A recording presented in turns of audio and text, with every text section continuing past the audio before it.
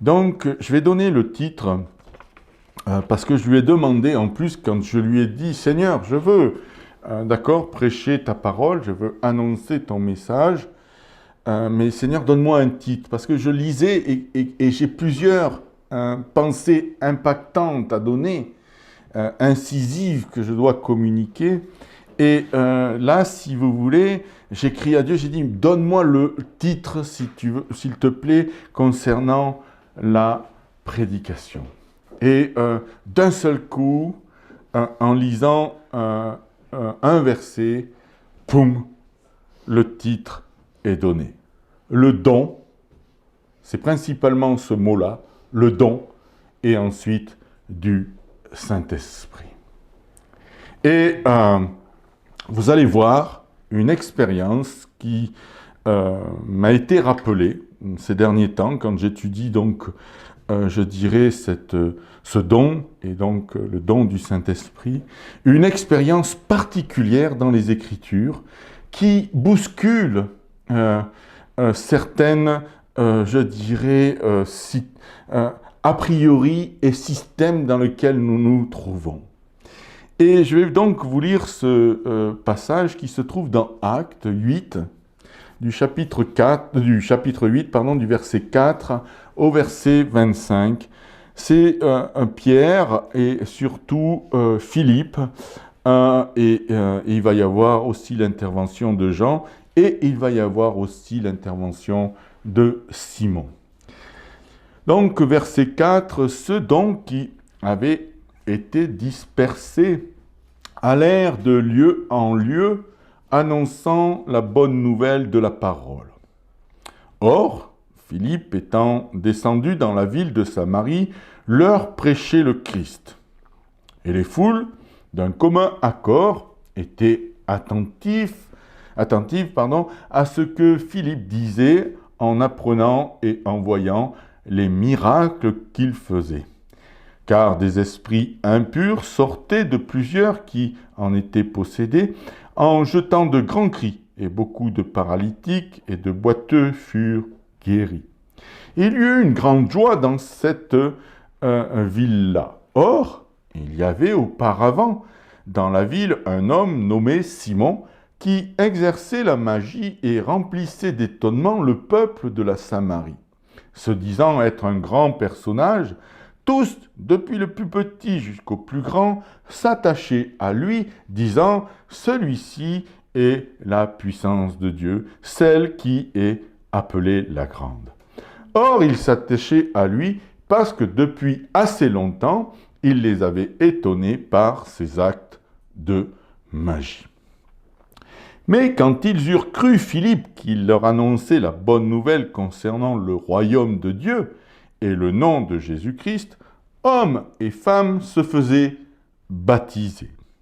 Or Simon lui-même crut aussi, et après avoir été baptisé, il ne quittait plus Philippe, et voyant les signes et les grands miracles qui se faisaient, il était dans l'étonnement.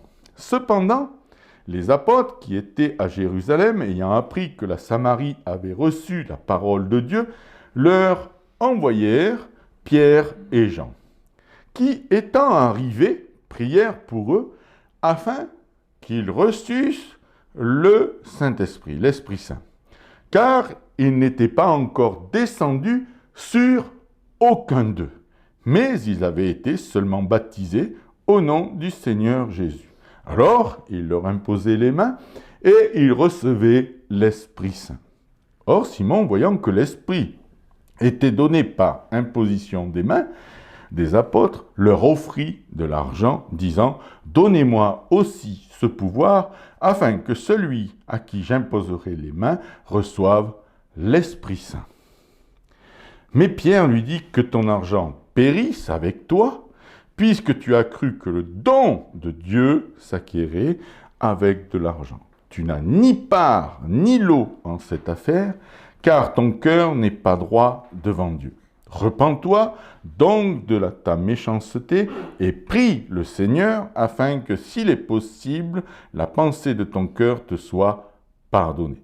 Car je vois que tu es dans un fiel amer et dans un lien d'iniquité. » Alors Simon répondant dit, priez vous-même le Seigneur pour moi, afin qu'il ne m'arrive rien de ce que vous avez dit. Eux donc, après avoir rendu témoignage et annoncé la parole du Seigneur, retournaient à Jérusalem et évangélisaient beaucoup de villages des Samaritains.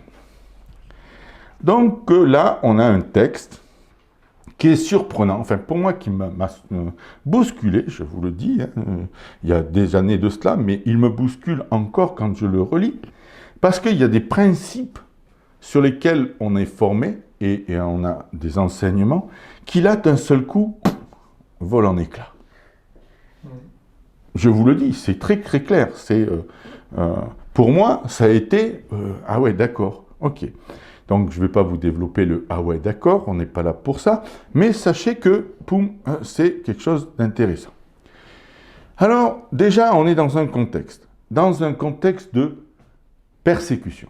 C'est-à-dire que la Samarie va être évangélisée au travers de Philippe, parce que à Jérusalem, il y a une persécution, et les uns et les autres sont dispersés parmi, je dirais, les contrées, et pour que, justement, ils fuient, je vais vous dire, quoi de plus normal que de fuir la persécution. Vous allez me dire, non, mais ça, c'est pas très chrétien, normalement, on doit aussi y passer. Je pense qu'on ne sait pas trop ce que c'est qu'une persécution, et je vais vous dire, parfois, cette démarche-là permise de Dieu est nécessaire pour que justement nous sortions un petit peu de nos bocaux, voilà, bocaux stérilisés, fermés, gardés dans des belles armoires à la cave, mais je vais vous dire, au bout d'un moment, il va falloir que ça sorte, il va falloir les ouvrir. Je suis de plus en plus convaincu, par la grâce de Dieu, j'en suis de plus en plus convaincu que l'Église doit sortir. Mais vraiment sortir. Les vases clos, je vous le dis, au bout d'un moment, le Seigneur va y mettre une véritable pagaille. Or, écoutez bien ce qui va être dit. Ils allèrent de lieu en lieu, annonçant la bonne nouvelle de la parole. Or, Philippe, c'est pas un apôtre, Philippe, c'est un diacre, fait partie des 7 diacres au temps des apôtres, donc il n'a pas une onction particulière apostolique, et pourtant, là, il va être envoyé, il va être évangéliste, il va annoncer la parole. Et là, quand il est dit que il est descendu dans la ville de Samarie, je vais y revenir tout à l'heure, je vais vous donner un passage, il leur prêchait Christ. Et là, je vais vous donner le terme exact grec, et c'est intéressant de voir la notion, la dimension de ce terme, qui va justement renverser, je dirais, nos comportements évangéliques. Il est dit que prêcher, ça veut dire annoncer la bonne nouvelle, mais avec un terme grec que je ne vais pas vous appeler, parce que je ne fais pas du grec et puis je n'ai pas envie de passer pour ce que je ne suis pas, qui veut dire proclamer à la manière d'un héros. Héros, c'est pas héros, le héros qui plaque celui qui est prêt à rentrer, traverser la ligne pour marquer un essai, c'est un héros, c'est-à-dire H-E-R-A-U-T. Et là, on le trouve plus de 70 fois dans le Nouveau Testament, et c'est toujours dans le même sens. Ça veut dire quoi? C'est-à-dire que, bon, c'était une fonction dans la vie publique, mais ça consistait à convoquer les gens, à les assembler pour leur lire une déclaration provenant des autorités. Je répète, pour que tous mettent en place, ça consiste à convoquer, à inviter, à s'assembler pour leur lire une déclaration provenant des autorités. Alors, ça veut dire quoi? Ça veut dire que là, à cette époque-là, il n'y avait pas de salle spécifique. C'était, puisqu'ils allaient de lieu en lieu, et donc l'église n'existait pas. Le lieu de regroupement n'existait pas. Et donc ces personnes-là faisaient en sorte de justement proclamer l'évangile, de créer un regroupement pour proclamer l'évangile, la puissance même de Dieu. Ça veut dire qu'ils étaient dans la rue ou dans une maison, mais voilà, c'était sur ce principe-là. Je crois que nous avons perdu cette onction, ce sceau de la part de Dieu qui nous est donné pour justement faire cette démarche-là, pour que les gens soient convoqués. Pourquoi nous devons aller vers les gens? Parce que vous comprenez bien que même dans l'actualité, tout un principe, que ce soit médiatique, politique, juridique, spirituel, fait en sorte que nous ayons des lieux fermés, mais l'image de justement de ces religions est bafouée, parfois à juste raison, et d'autres fois, naturellement, c'est le méchant qui cherche à détruire. Mais les personnes ne viendront pas spécifiquement dans ces lieux de culte. Il va falloir qu'ils entendent justement l'évangile prêché, et comme il se doit. Alors, naturellement, il y a une chose qui se passe qui est extraordinaire, naturellement, c'est qu'il va y avoir des miracles et des signes qui vont accompagner cette prédication. Et je vous répète depuis plusieurs mois, et peut-être même au-delà, c'est vrai que pour faire la différence maintenant avec les autres religions, nous sommes obligés d'aspirer, justement de demander et de recevoir. Mais je crois qu'on est encore resté dans la dimension de demander et de recevoir. Et nous sommes encore dans cette dimension où nous n'avons pas totalement confiance en nous. Oui, on a peut-être trop confiance justement en nous, ou on n'a pas trop confiance à ce que Dieu ait déjà répondu et exaucé. Et nous ne pouvons pas le voir pour une seule et bonne raison, c'est que nous sommes encore dans cette, je dirais, dimension où je ne sais pas si j'ai reçu ou je n'ai pas reçu. Je vous ai fait, par l'intermédiaire d'une autre sœur, fait parvenir sur le réseau un témoignage. Je vais vous dire franchement, j'aimerais retrouver cette simplicité. Donc il y a, lors de cette proclamation, il y avait une véritable attention. Pourquoi il y avait une véritable attention? Parce que cet homme était déjà rempli du Saint-Esprit. La proclamation qu'il avait était déjà une démonstration, non pas de son savoir, non pas seulement de ses expériences, mais parce qu'il avait reçu une autorité qui venait et qui émanait de la puissance du Saint-Esprit. Et donc, au travers de cette proclamation, Dieu, pour faire la différence, et vous avez bien compris, vous avez bien comprendre pourquoi il faisait la différence, c'était nécessaire qu'il y ait des signes et des miracles et des prodiges, parce que il y avait une opposition, et il y avait un contraire, et il y avait une démonstration qui était aussi en place. Je vais vous poser la question, est-ce que de nos jours, il n'y a pas cette même opposition et confrontation? Posons-nous cette question, nous sommes tous, je dirais, affiliés à un mot, je dirais, humain, religion. Mais moi, le mot religion, je vais vous dire franchement, m'intéresse absolument pas. Par contre, le mot réconciliation m'intéresse vraiment.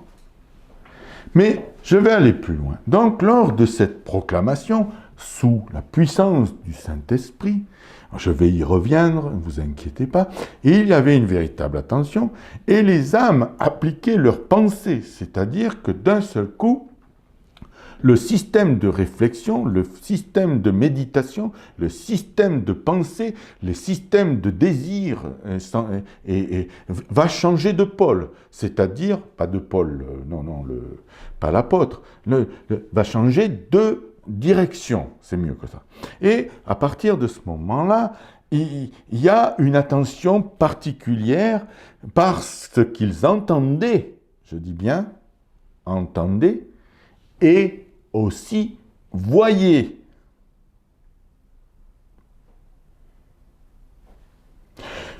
Ils voyaient quoi? Les esprits impurs sortaient en jetant de grands cris. Mince! T'imagines, t'es dans la rue, t'es en train de prêcher l'évangile, et d'un seul coup, une puissance se manifeste, et hardi petit, et là tu te retrouves dans une véritable situation, ça va gueuler, oh il va y avoir des vidéos, t'es sur YouTube dans le quart d'heure qui suit, tu vas être vu, et là, ton image va en prendre un bon coup. Et mais, bien aimé, il va y avoir aussi les paralytiques, les boiteux, mais ça va provoquer cette démonstration de puissance, et de puissance dans la proclamation, dans le verbe annoncé, mais aussi au travers des signes, ça va faire une émulation de joie. Les gars, ils vont dire, ah mais là, c'est super. Vous savez, moi j'ai regardé quelque chose hier soir, j'ai pété un câble. Je ne sais pas pourquoi. Et il y en a qui sont dans la foule et qui disent « C'était chaud bouillant ». Il y a un contexte particulier donc qu'il faut retenir, c'est qu'il y avait Simon.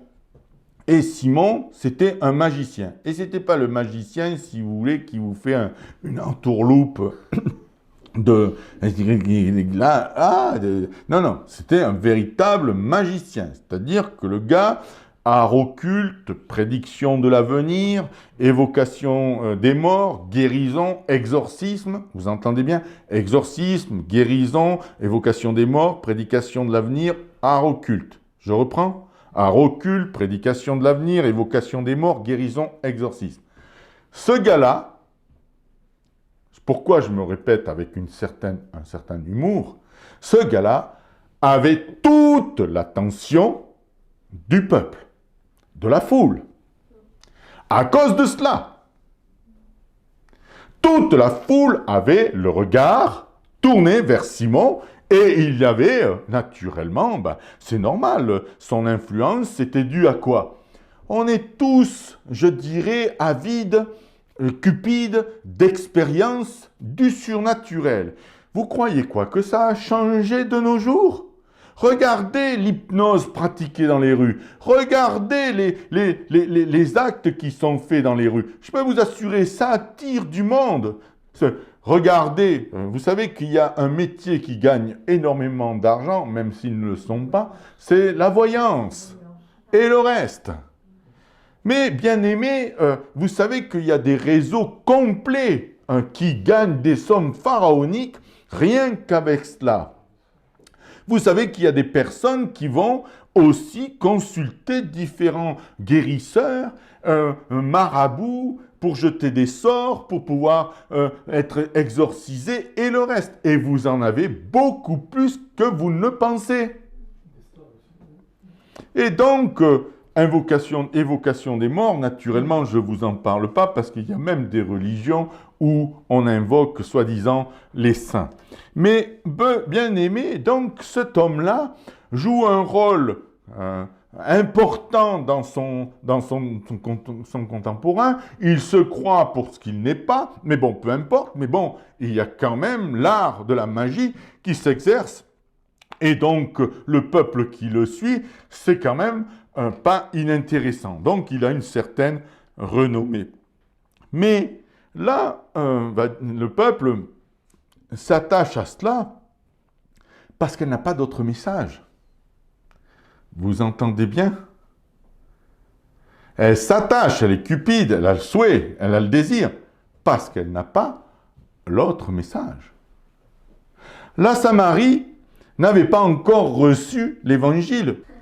Matthieu 10, verset 1, il est dit ceci, puis ayant appelé ses 12 disciples, ils étaient que disciples à ce moment-là.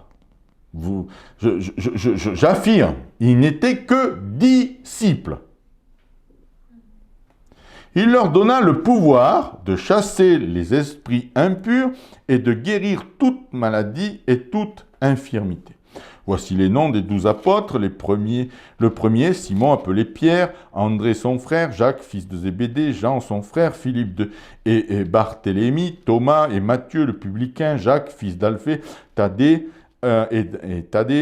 Simon le Cananite, Judas Iscariote, celui qui livra Jésus. On va aller plus loin parce que y a des choses qui doivent ressortir. Tels sont les 12 que Jésus envoya. Il faut savoir qu'il y a un autre passage, ils sont 70, selon les textes. Mais bon, là, on reste à 12, parce que déjà, c'est beaucoup. 12, c'est minuit. Et donc, leur donner des instructions suivantes. N'allez pas vers les païens et n'entrez pas dans les villes des Samaritains. Allez donc vers les brebis perdues de la maison d'Israël. Allez prêcher et dites, le royaume des cieux est proche. Écoutez bien. Guérissez les malades. Ressuscitez les morts. Purifiez les lépreux. Chassez les démons. Vous avez reçu gratuitement, donnez gratuitement. Ne prenez ni or ni argent, ainsi de suite. Je vais en rester là parce que sinon vous allez m'en vouloir. Mais bien aimé, donc là, on voit trois choses fondamentales. Les personnes n'ont pas un titre apostolique. Ils sont simplement que disciples. Deuxièmement, ensuite, ils ont reçu le pouvoir de la part de Dieu. C'est-à-dire, il leur donna le pouvoir de. C'est un don de Dieu. Je répète un petit peu. C'est-à-dire, c'est un don qui vient de Dieu. C'est lui qui donne. OK? Mais il le donne aux 12 ou aux 70. Troisièmement, il est dit de ne pas aller en Samarie. Et puis surtout, quatrièmement, guérissez les malades, guérissez les lépreux, purifiez les lépreux, ressuscitez les morts, et naturellement, chasser les démons. Donc on voit que la Samarie n'a pas eu le privilège, puisque c'était d'abord la maison de Dieu qui devait entendre et voir la démonstration du royaume, le rétablissement du royaume. Donc la Samarie n'a pas eu bénéfice de cela. Donc elle se tournait vers les arts magiques et par méconnaissance, elle se trouvait donc tenue par cela. Et toute l'attention était tournée naturellement vers celui ou ceux qui pratiquaient cela. Donc là, c'était principalement Simon. Et il faut savoir que Simon, je vais y revenir tout à l'heure, du reste je vais le noter ça, son influence n'est due qu'à la cupidité, donc à la superstition du peuple. Ce peuple manque de connaissances, s'attachait à lui, et il y voyait, comprenez bien, ils y voyaient la puissance de Dieu. D'accord ? Pour eux, c'était la puissance même de Dieu. Mais là, la proclamation, à un moment donné de l'Évangile, va faire quoi ? Va changer l'adhésion. C'est-à-dire que les personnes qui croyaient au travers de Simon ou à Simon, d'un seul coup, adhèrent à l'Évangile et adhèrent, pourquoi ? Parce que il y a différentes choses qui sont l'annonce par la puissance du Saint-Esprit et les différents dons qui sont démontrés. Et il va y avoir donc ce changement d'adhésion et plusieurs vont se faire baptiser. Même Simon, vous entendez bien, même Simon va adhérer au message et va se faire baptiser. le gars, on va voir c'est après, il se fait baptiser et il adhère à l'évangile. Je vais continuer même un petit peu sur Simon. Il adhère complètement, puisqu'il se fait baptiser, plouf, il remonte, hop, et voilà, ça c'est fait. Et quand il a fait ça, il ne quittait plus Philippe.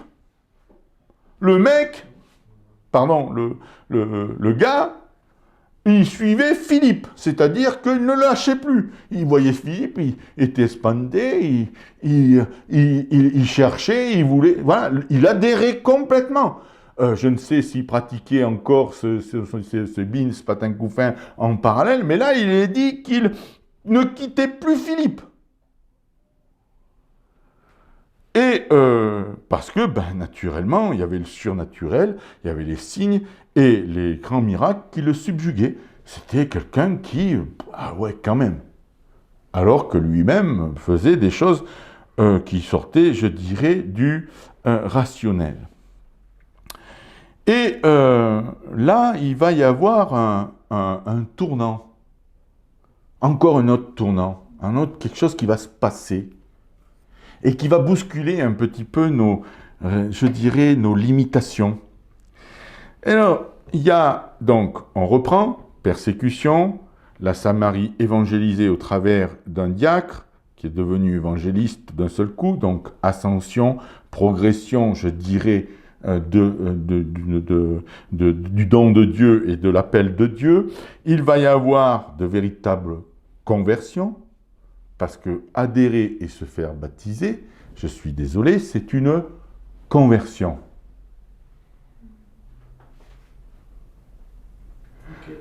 C'est clair?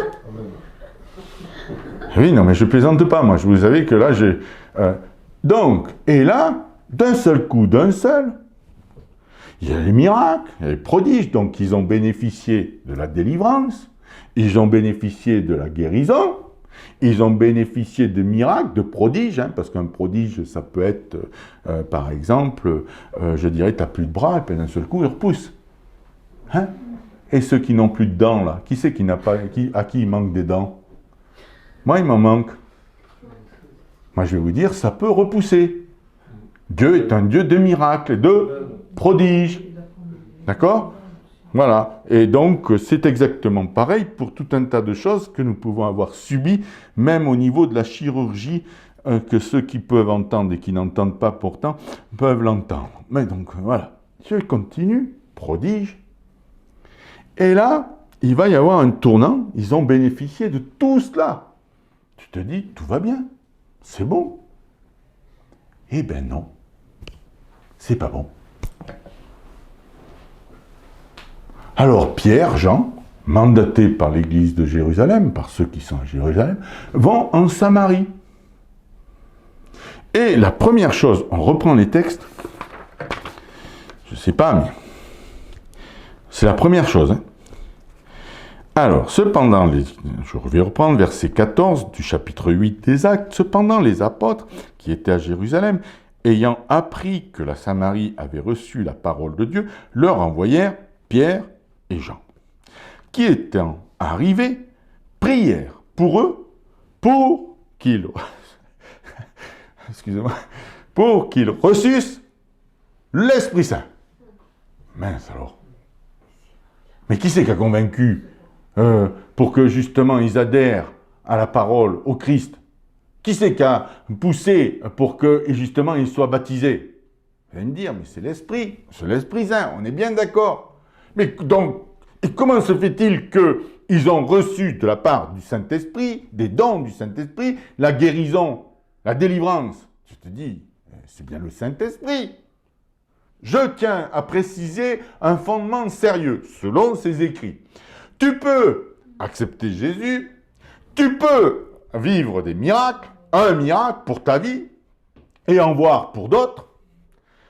Tu peux être plouf et relevé, donc sans bouée, c'est-à-dire mort et résurrection, baptême, et pourtant ne pas avoir reçu le don du Saint-Esprit.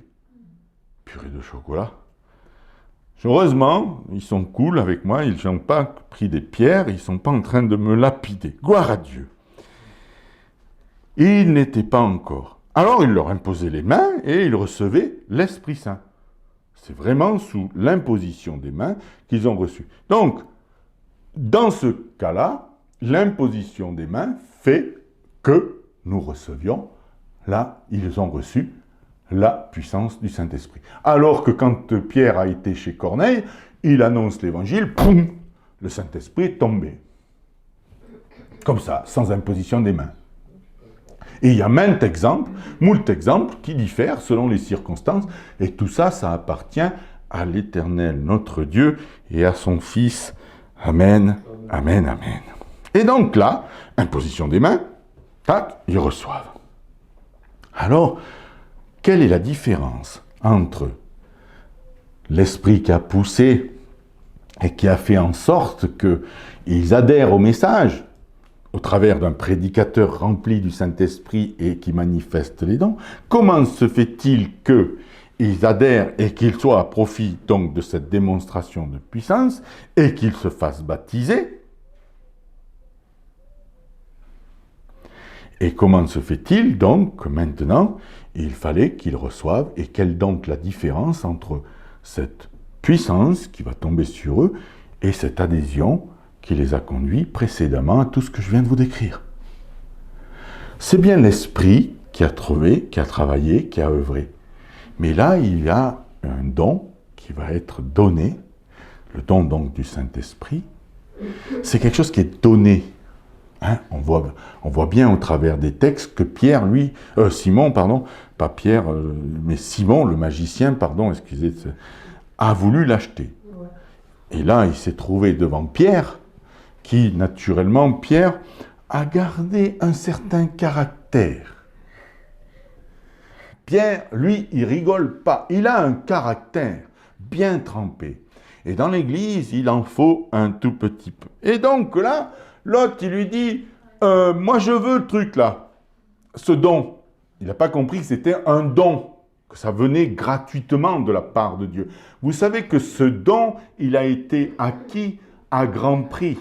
Il a fallu que le Christ vienne au milieu des hommes pour pouvoir dire maintenant, c'est fait. Et je m'en vais auprès de mon Père pour que vous receviez cette puissance, la puissance du Saint-Esprit. Donc c'est acquis non pas au travers d'une valeur et d'un raisonnement et d'un entendement ou d'une réflexion ou d'une expérience quelconque, c'est acquis seulement sur un principe et un fondement même, c'est-à-dire la mort et la résurrection du Christ. Ce don gratuit donné de la part de Dieu, et il le donne parce que celui qui le demande, et celui qui le demande, non pas en marchandant, en disant « je te servirai, je te ferai ci », parce que là, c'est pécunier, hein, Simon, c'est pécunier, mais naturellement, vous savez que parfois, nous sommes en quête de surnaturel, et c'est maladroit, c'est impropre, c'est même, je vais lire les termes exacts, fiel amer et lien d'iniquité. Je sais, je prends des risques, mais je vous aime de l'amour du Seigneur. J'espère que ça va me préserver un petit peu. Et là, la puissance va être donnée. Il y a une distinction à avoir. Et moi, j'exhorte quiconque. Je vais vous dire, même s'il a vécu différentes expériences, mais qu'est-ce qui fait la différence justement de ce don? Qu'est-ce que c'est qui fait maintenant? Pourquoi? Alors que tout le cheminement vient de l'Esprit, et là, d'un seul coup, il y a une puissance, ce don-là, le Saint-Esprit, va être déversé sous l'imposition des mains, ou par d'autres moyens, selon les textes. C'est pour rentrer dans une dimension qui va être la suivante. Témoin.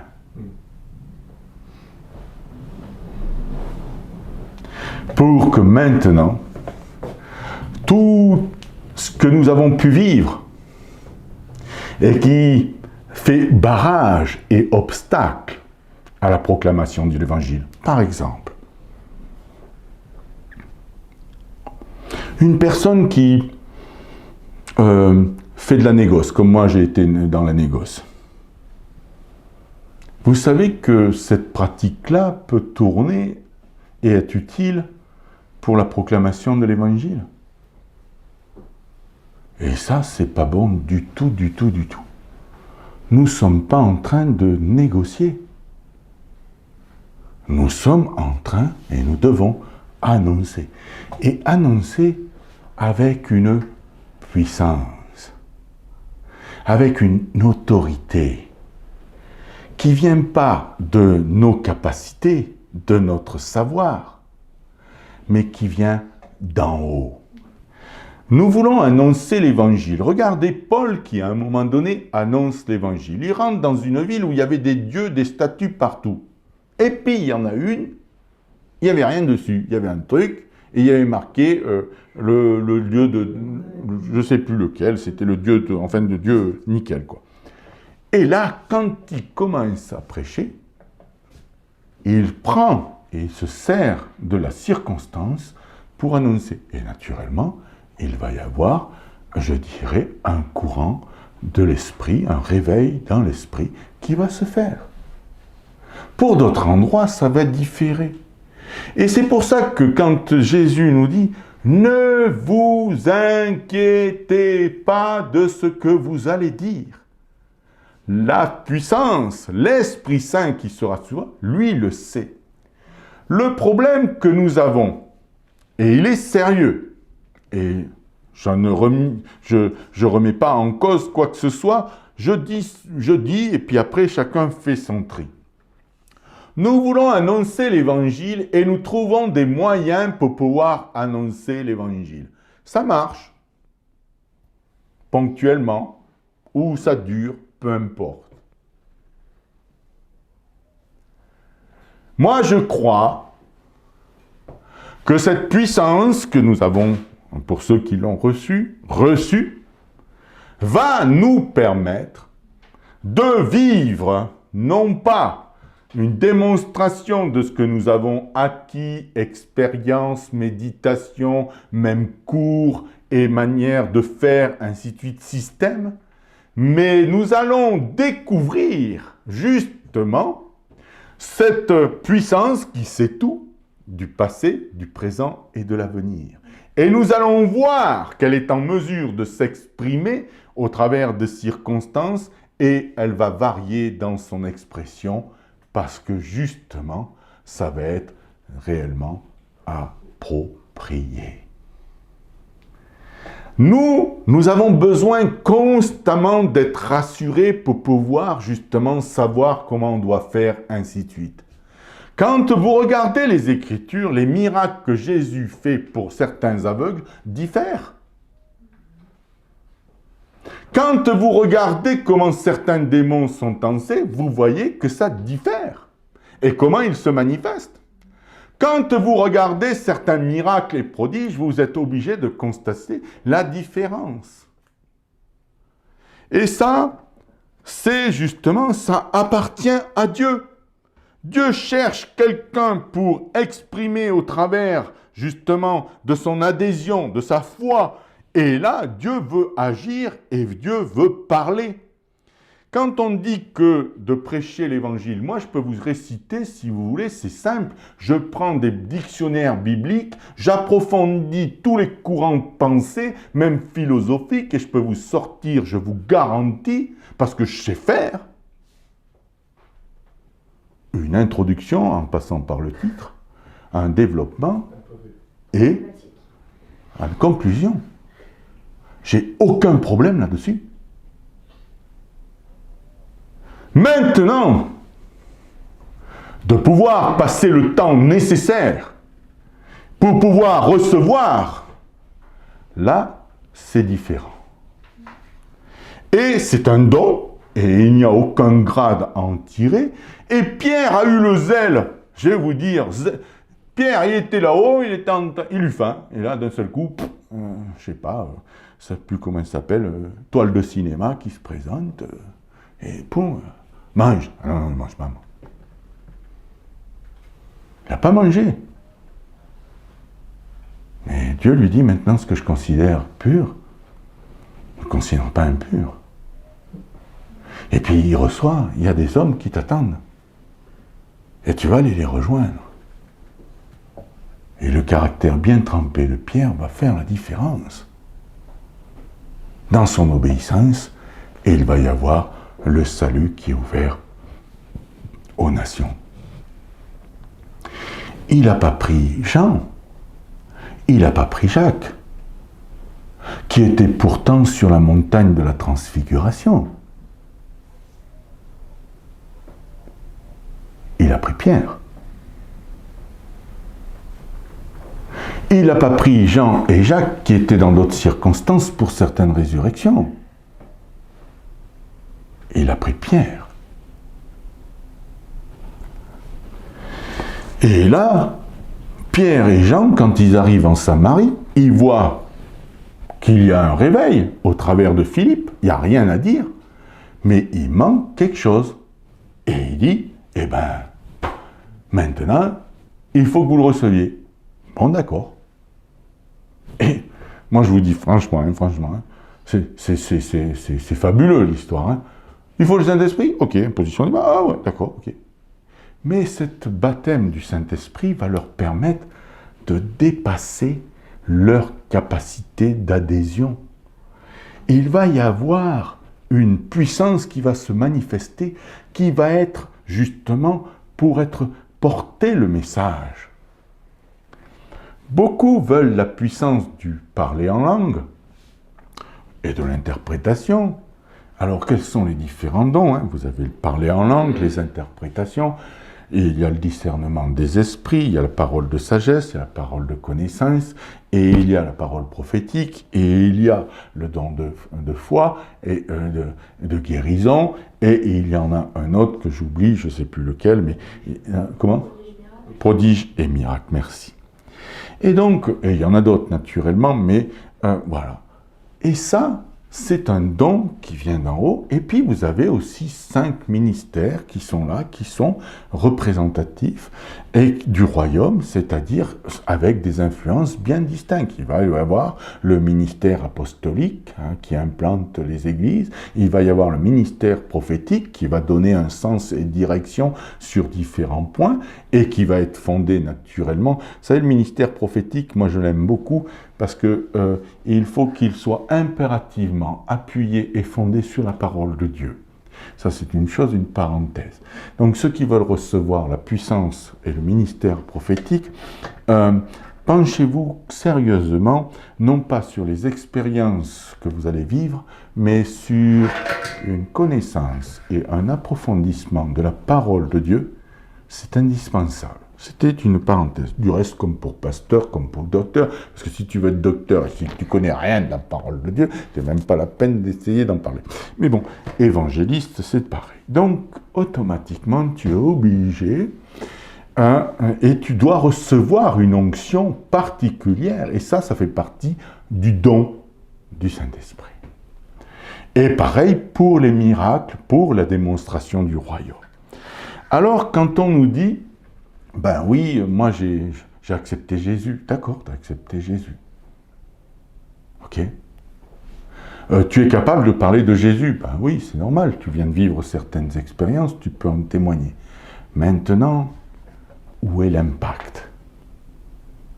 Est-ce que c'est parce que tu as vécu ou est-ce que c'est parce que tu as reçu et que là, il s'exprime de manière qui diffère un petit peu justement de ta compréhension et de la connaissance que tu peux avoir. Et c'est là qu'est l'ambiguïté, c'est là que c'est compliqué de dire cela, parce qu'il y a beaucoup de personnes dans le monde chrétien qui sont touchées par l'évangile, qui acceptent, qui vivent un miracle, qui sont baptisés, et qui en restent là. Et moi, je veux dire, il faut aller plus loin. Et il faut recevoir cette puissance. Alors, comment on la recevra? Ben, il y a l'imposition des mains. Et puis, il y a naturellement aussi une marche, une constance, et surtout, purée de chocolat, de surtout, je veux être ton témoin. Je veux pouvoir maintenant, tel que tu es, dans ta beauté, dans ton éclat, dans ta puissance, dans ta gloire, Je veux pouvoir l'annoncer maintenant. Seigneur, maintenant, j'ai pas envie de raconter du blabla. J'ai pas envie de me raconter mes propres expériences. J'ai envie de te raconter. J'ai envie que les autres te voient. Que les autres te contemplent. J'ai pas envie qu'ils tournent les regards vers moi comme Simon le magicien avec ses arts. Ou mes arts, mes artifices d'orateur. Liés à ma cupidité, à mon avidité, à mon envie personnelle. J'ai pas envie qu'ils aient les regards sur moi, j'ai envie qu'ils aient les regards sur toi, le magnifique. Celui qui convoque dans ses saints appartements l'épouse pour la parer et pour multiplier. J'ai envie qu'ils te voient dans ta splendeur, dans ta magnificence, dans ta gloire éternelle. J'ai envie qu'ils soient obligés de dire « L'Éternel est ici. Jésus est ici. » Non pas « Machin est ici. » Combien de fois nous courons après des ministères? Combien de fois nous courons après nos expériences? Vous entendez bien? Je sais, je suis celui qui casse tout. Vous entendez bien? C'est celui qui est de toute éternité. C'est avec lui qu'ils seront réconciliés, avec vous, je vais vous dire franchement, bien sûr, puisque vous y serez. Quoique, mais il faut savoir, juste entre parenthèses, que selon la tradition, le Simon en magicien était l'un des plus grands combattants de l'Évangile. Enfin, il y a des écrits maintenant, moi, vous savez, je n'ai pas été très loin dans les études, qui s'est constamment opposé au ministère de Pierre. Pourtant, adhésion, baptême, devient adversaire. Bien-aimé, je suis obligé de dire que, oui, il va falloir savoir quelles sont les motivations. Alors, le fiel amer, les liens iniquité, tout ça, allez, admettons que, moi, vous savez, j'ai aspiré à certains dons, j'étais bouffé par l'orgueil. Je suis enregistré, puis c'est même pas la peine de l'effacer. J'ai été bouffé par l'orgueil. Je me croyais, j'étais rien. Et pourtant, Dieu agissait. Oh! Mais jusqu'au jour où, à un moment donné, Dieu a réclamé sa gloire. Et quand on parle aux jeunes et qu'on dit, vous savez, la puissance, il faut la demander. Il faut la demander. Mais je veux vous dire, demandez-la. Vous vous levez le matin. Hein? Vous vous levez le matin. Quoi? Vous ne vous levez pas le matin? Bon, vous vous levez le matin. Il y en a qui se lèvent de plus ou moins. Et puis la première chose que l'on fait, enfin l'une des premières choses, on va dans la salle de bain. Et qu'est-ce qu'on fait? On se regarde dans le miroir. Et on aime bien, miroir, dis que je suis beau. Et il te dit que tu es beau ou belle. Et donc, là, se trouvant devant ce message, vous devriez dire, Seigneur, mais vous dire, mais vraiment, hein, Seigneur, remplis-moi. Que le gars que je suis là, que je vois, maintenant soit un véritable témoin. Que je fasse la différence maintenant. Tu m'envoies où tu veux, tu fais en sorte que, mais remplis-moi parce que par mes propres moyens, j'y arriverai pas. Regardez bien ce qui se passe. Le Seigneur, à un moment donné, fait vivre, je ne sais plus ce que je voulais dire, donc ça va me revenir. Il faut que ça me revienne, Seigneur, s'il te plaît. Dans le courant qu'il y a eu après le baptême du Saint-Esprit à la Pentecôte, et il y a une chose qui va se passer. Ils annoncent, Dieu va ajouter, du reste, ils annoncent où? aux portes de la ville.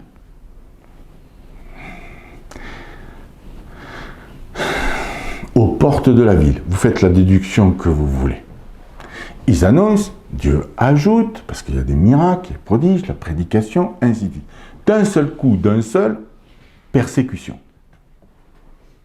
Et la persécution, ça fait quoi?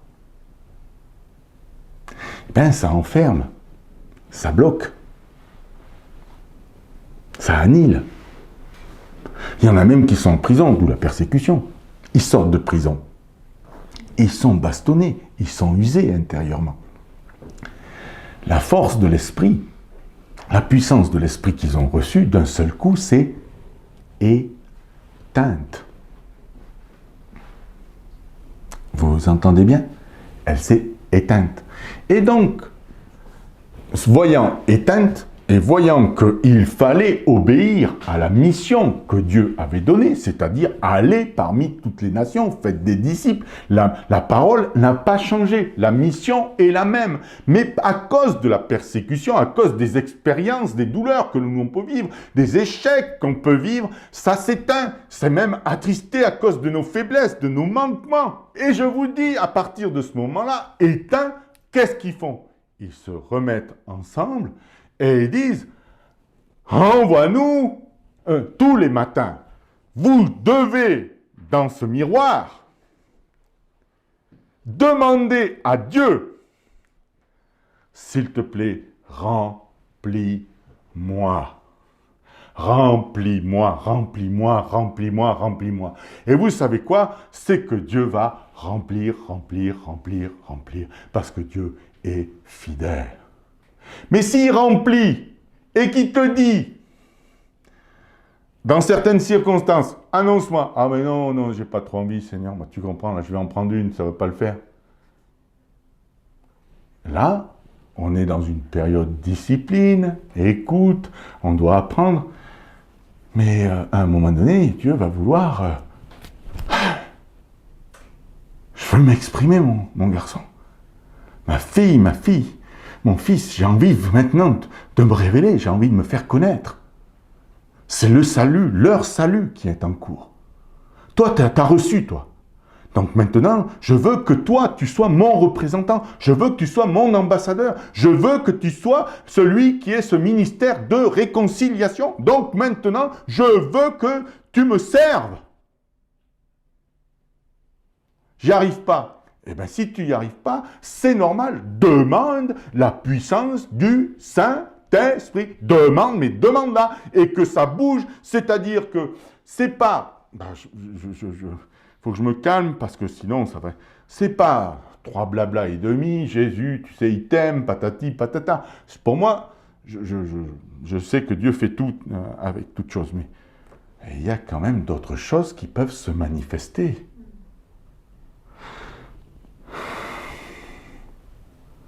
Dieu est un Dieu qui sort du naturel. J'ai écouté ce témoignage cette semaine. La personne, elle a dit, mais elle s'est mise à genoux devant Jésus, devant Dieu, parce qu'elle ne connaissait pas Jésus.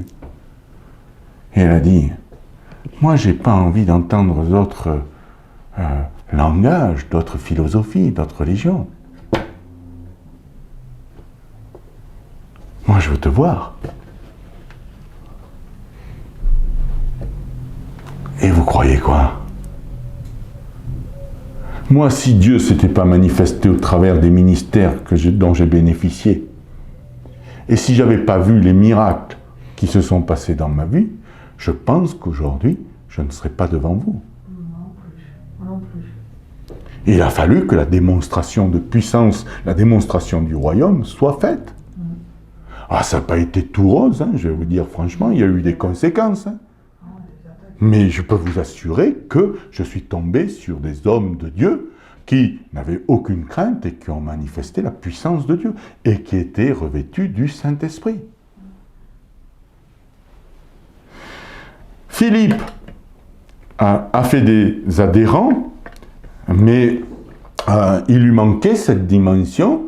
Parce que bon, il y a eu des conversions, hein, des adhérents, j'emploie bien le mot, mais il manquait quelque chose qu'il fallait qu'ils reçoivent.